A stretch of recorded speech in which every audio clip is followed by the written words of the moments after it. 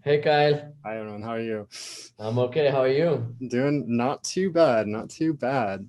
Good, good. So as we discussed last week, we are trying to discuss our notions of what we understand by object and non-object, and space and non-space, Mhm. and confront these ideas, these two axes.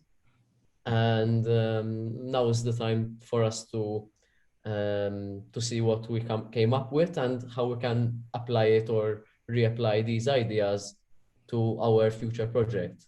Love it. Great. Do you want to start with yours? Is that the best way, or do you want to? I have everything sketched down. I Sure. cannot really show you, but we can discuss it, and um, maybe we can. Yeah, I can start. It's fine. Okay, sure. So um, on the axis, I did it as a vertical axis of object and non-object, Okay, perfect. and the horizontal one is space and non-space. Okay. So I started off with where object and space interact.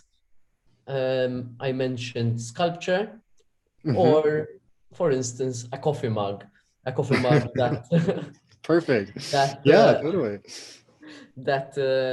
is in front of you, Right. something tangible that you Mhm. can see, you can hold, and that is my understanding, at least, of where these points interact or intersect. Perfect. Um, and then when it comes to space and non-object, um, the only thing that I visualized is that the space is hovered, but the object is imagined, and that is in the realm of virtual reality. Ooh, So, that's a good one. when you have the space, when you see the space, but through a device with a camera and a monitor, you can project an object on the space. But this is always virtual, and one could possibly say that it is a non-object because you cannot hold it. Right. Right.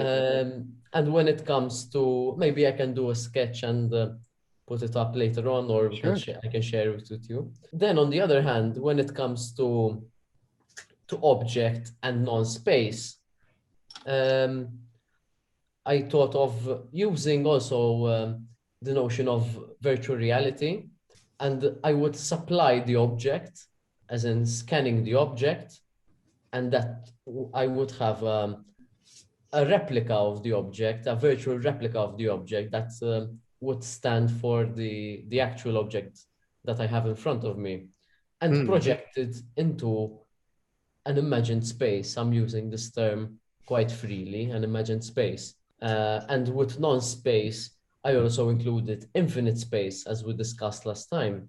I thought of a virtual object that is created purely virtually, that is projected in a purely virtual space. So, That's wonderful. so we have these, at least this is how I saw it in terms of my art practice Mhm. and what we can do together. So this is, I don't know where we're going with this, but this is how I saw this whole um, projecting of these four sides of these of object and space. I really love that. I mean, it seems like the idea of like simulation of object becomes like really well, a simulation of object and space at the same time becomes like a really important thing that you're talking about, because that's a really fascinating thing, especially again like right now where like everything seems so distant, and everything just seems like we don't have access to this, but we have like a viewing room PDF that we can see. We can't go to the show, but we can access it because we have this, like Uh-huh. VR experience of the show or something like that, which is, it seems like very appropriate for where we are right now. You Uh-huh. know, right? Yes, yes, yes. That's exciting. I like that. It's so funny. I think we have a lot of interesting crossovers, and I'm so glad that we put both of these things on the same axis and tried to do it together. I think I came to some like pretty same conclusions as you. But then I tried to do another one where I think I did object, non-object, and I think I did like what's intimate and non-intimate, you know, Okay. and tried to do that as well to see if that gets anything more defined. But I think that's one of those times where I think it just like created more questions. I was like, wow, I never really had to think about what that is, but I guess it would be this if I had to, kind of thing. All right, so here's the one that I did. And again, this is the same as you. I think I can't remember if we switched axes, but you know, object on object and space on space. So for something that's object related and space, I thought sculpture, and I also thought site-specific sculpture, which I thought was like really like talking about space and addressing space and addressing the object. But what I also liked about yours as well was that you brought in both like fine art and like utilitarian objects. Like coffee mug, I think is like a really interesting thing, because it's like that is an object in space that we exist with that doesn't necessarily have this like value prescribed to it. It's still this very important object that we encounter. On the bottom, so space non-object, this is funny, this is like a play on words, but I thought of Oculus, kind of like VR almost, but like I thought of the different type of Oculus. Like I thought like, you know, like a hole taken out of a wall or something. So where like you just see, or like a James Turrell piece or something where it's just like, you know, like it's really just like ephemera, but it still exists in architecture somehow, or even like a window or something, right? Oh, Like you there's like thought nothing of negative space, like yeah, absence of space. yeah. Okay. I guess, I don't know. Again, like more questions than anything. But yeah, like the idea that like it's a subtraction, but it's still like a presence in a way. So like the space is really present, but at the same time, there's a removal of the object itself. Let's see, so object and non-space. This one was hard. So I'm sorry, I have really bad handwriting, but that just says estranged artifact. So I was thinking about like, I don't know, like the Elgin marbles, or like, you know, like the idea of like things that are removed from the world and then all of a sudden like they take place or they exist somewhere else than where they should, you know, like, you know, marbles that are taken from Greece and then all of a sudden they end up in like the like British Museum because like there's politics around like where they can exist and who has the rights to them.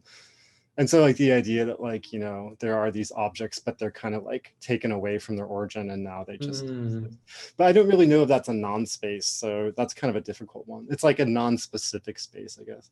And then the other one. I think it makes, I think it makes sense because then the space they exist in, it's something different.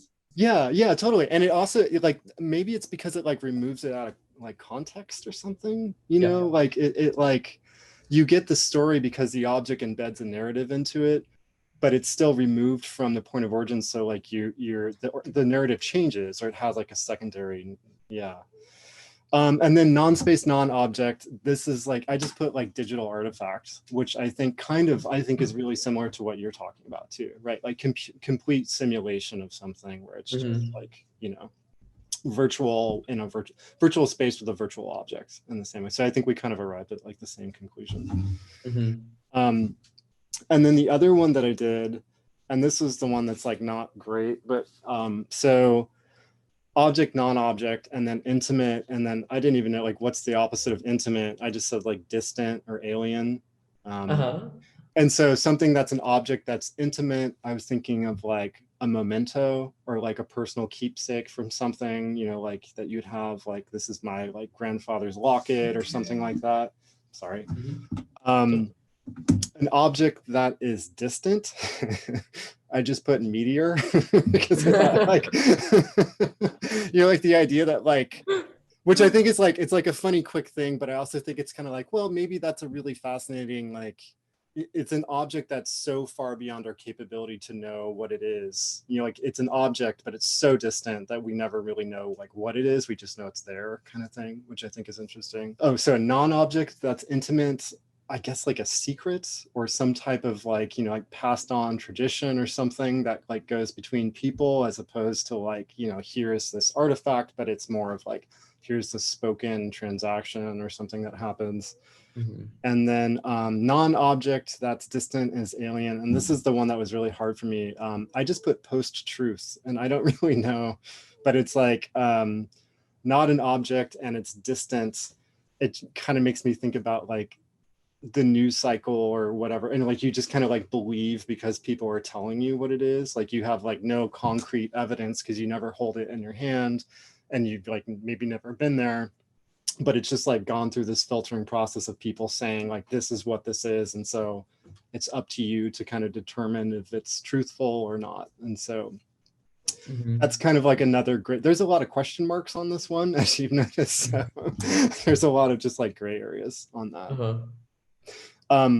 But yeah, so I think we kind of like arrived at some like really interesting, strange spaces. And another kind of thing that I was like, while I was doing this, I was looking up I was like, what would be an interesting space, like actual space in the world to think of this? And I started looking up famous observatories, because I started thinking about the idea of like meteors and the idea of like thinking about objects that are so far gone past our reality.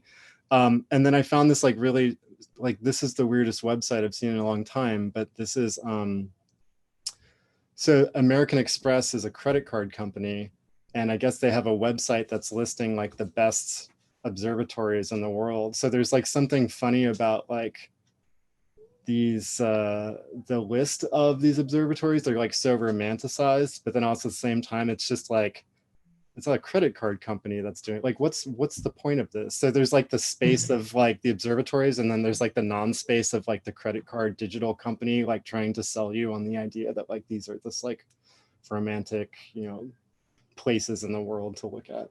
So I don't know, that's like the weird kind of areas that I like came to, but it was a challenging exercise. Wow, okay. Yeah. Yeah. No, but it's interesting why you chose the term intimate. Yeah. Why would you do that? As in, what prompted you to select that term? I think it's a really good question. I guess that's kind of always going on in my mind, and maybe that's an interesting crossover too. Like even when I was thinking about your last show, like the idea of, in a way, we have a new found way of thinking about intimacy with objects in space, you know, and the idea that like, you know, we used to have intimate interactions with people physically and we're comfortable with them and there's an intimacy there. And now everything is different. It's like a different interface. So now it's like there's an intimacy on Zoom where we're like across the world talking about intimacy, which is really funny. And it's like a weird intimate moment, but it's a completely different way of doing things because we have this like context of a pandemic. And then I was thinking about your show a lot and the idea of like the intimacy of like someone being in that space with that object that's so specific for that space. So there's an intimacy there, but then also at the same time, there's like the removal of like human bodies in that space too. So it's like this weird, like intimate, non-intimate thing that keeps going back and forth, which I really like. I think we can grasp onto that because I think even in the whole world, this whole notion of intimacy is also lacking at the moment. For instance, I haven't shaken. What do you say? I don't shake. I don't know. Shaking a hand for ages now. I don't know how it feels like. And even though it's not a really, I don't know, that might be considered an intimate action, but we are so distanced from that. So maybe that is a possible trajectory for our project as well. Yeah, totally. I don't know if you felt this way too, but it's funny now that like when I see like a movie or something, when I see people actually doing that, it changes my like, wow, like no. Yes. Like, why are they wearing a mask? yeah, it's really funny. Like it like recontextualizes everything, and then all of a sudden it's like, wow, I have to like weigh where I am now with all of these like engagements of things that I see in a process that's entirely differently. Like I've never had this experience where I like watch a movie and like have to like recontextualize it in my own life over and over again. You just kind of accept it usually, and now it's just like, whoa, I'm like immediately like on guard, you know. It's funny. Yeah. No, Which like to me is like an opposite of intimacy, you know. Like if you like all of it, if your reaction is to be like, whoa, you know, like that's like the opposite of intimacy to me, you know, where it's like get away kind of thing. Yeah, I don't know, but yeah, I agree. I think that there could be some really fascinating crossover to think about that. And I think there's like an intimacy of the artist in the studio and like engagement with the object itself, like whether it's like the fabrication of it and like the kind of tinkering and the tooling. I think there's the intimacy of like asking the artist to then ask an audience to engage with the object, right? And then there's, I guess, like the third component of that, which is like once it leaves the artist's territory or the hands, like once it enters or is collected or dropped off, like last week I talked to you, like I'm dropping off this piece to somebody who purchased this piece. So like all of a sudden, like now there's an intimacy between that person and that object and how it exists in the world past your, you know, interaction of it.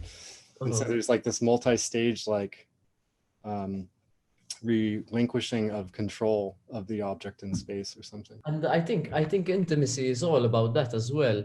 It's like being vulnerable with someone. Oh, that's a really interesting point. I've always associated those two together as well. If you don't have a sense of intimacy, is your vulnerability change? I think you would be able to. There are different levels of vulnerability, Right. but you when you're intimate with someone, even on a I don't know, not in a relationship kind of way, but even in these times, the notion of intimacy has changed. Right. Uh, Totally. So I think it's allowing oneself to be vulnerable, even if it's just I don't know, maybe I don't know, meeting someone, even with a mask or some in the same space. I think you would be allowing yourself to be vulnerable. Absolutely. Yeah, totally. Yeah, I So absolutely these whole structures have changed now. Yeah, wow, that's funny. And this is one of those questions like I feel like I'm going to take back into the studio at all times and think about like the vulnerability of making, because I feel like I don't know, like when you're talking about the idea of vulnerability, it like makes me think of like the whole stage of like making to like releasing the artwork and releasing that information. You know, like there's so many levels that like you are vulnerable to different contexts of like, you know, there's the conceptual process, which is like arguing what we're doing now. There's the making process of it, and then there's the presenting process of it, and there's like a vulnerability in all of that, you know. Wow. I agree. Kyle, I think we've discussed. We have enough material to keep on working on until next week.